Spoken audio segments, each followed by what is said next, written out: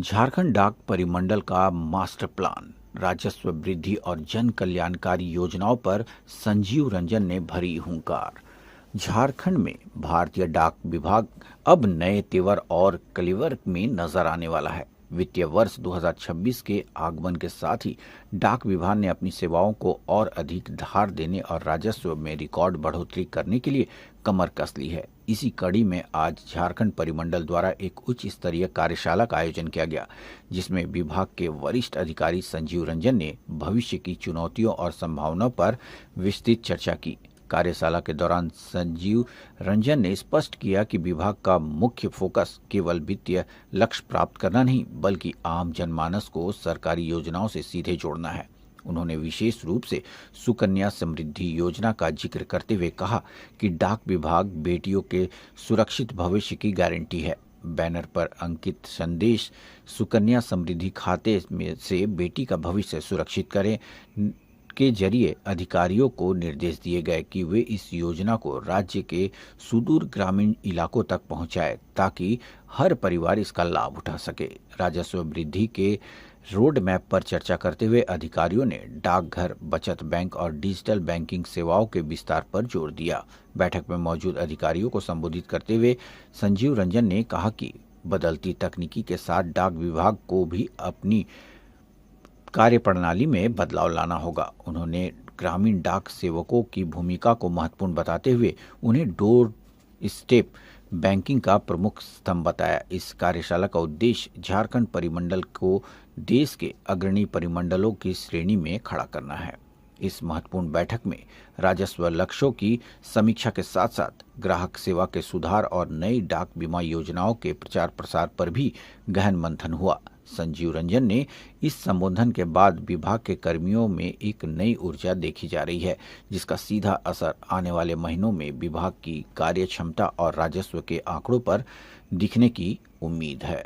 Hazaribagh bureau Arif Khan की report.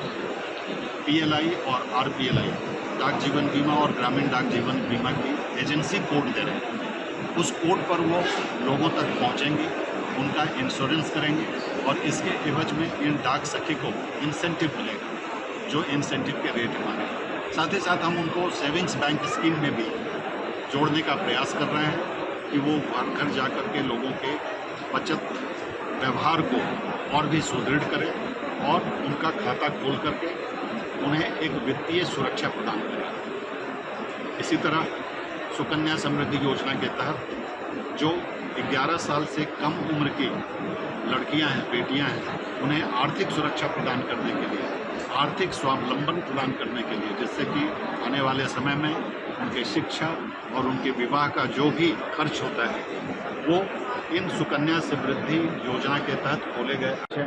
लोगों को डाक विभाग से संबंधित सेवाओं को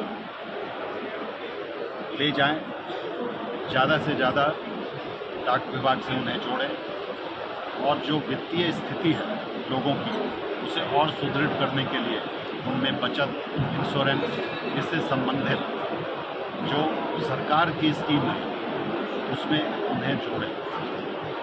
हर स्टाफ को, जीडीएस को उनके पोस्ट ऑफिस के वित्तीय स्थिति से अवगत कराया गया है और उन्हें एक रोड मैप दिया गया है कि आने वाले समय में वो कैसे अपने पोस्ट ऑफिस को मजबूती प्रदान करें और लोगों से जुड़ करके लोगों तक सरकार की योजनाओं को आसानी से सीमलेस तरीके से पहुंचाएं, जिसमें वित्तीय समावेश के तहत सेविंग्स बैंक स्कीम्स, इंश्योरेंस में डाक जीवन बीमा, ग्रामीण डाक जीवन बीमा, मेल्स के क्षेत्र में पार्सल, आधार से रिलेटेड जो ट्रांजैक्शन होते हैं हमारे, हर लोगों को आधार से संबंधित सुविधाओं का लाभ पहुंचाने के लिए इन सभी की जानकारी उन्हें दी गई। साथ ही साथ हम लोग आज पार्सल ऑन व्हील सेवा की भी शुरुआत कर रहे हैं, जिसमें हजारीबाग के व्यावसायिक क्षेत्र में हमारी जो पार्सल की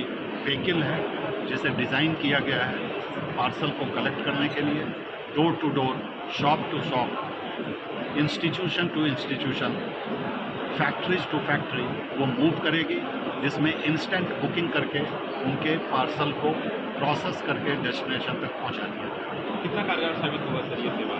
ये शुरू होने के बाद हमें उम्मीद है कि यह बहुत डिमांड में है लोगों के लिए। हर लोग इसे चाह रहे हैं कि उनके डोर स्टेप पर पहुंच करके पार्सल की बुकिंग कर दी जाए। ये हजारीबाग परिमंडल से हम लोग इसे स्टार्ट कर रहे हैं। एज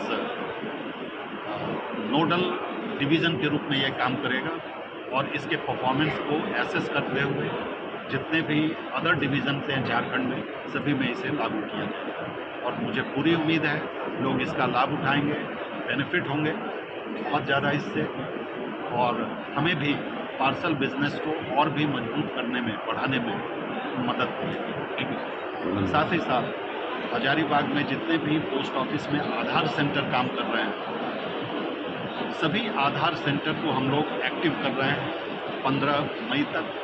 उन आधार सेंटर में नई मशीनें, नए ऑपरेटर्स, ट्रेंड ऑपरेटर्स प्रोवाइड किए जा रहे हैं और हमें उम्मीद है कि हजारीबाग परिमंडल के सभी लोगों को आधार से जुड़ी समस्याएं और उनके ट्रांजैक्शन रिलेटेड इश्यूज़ को सॉल्व करने में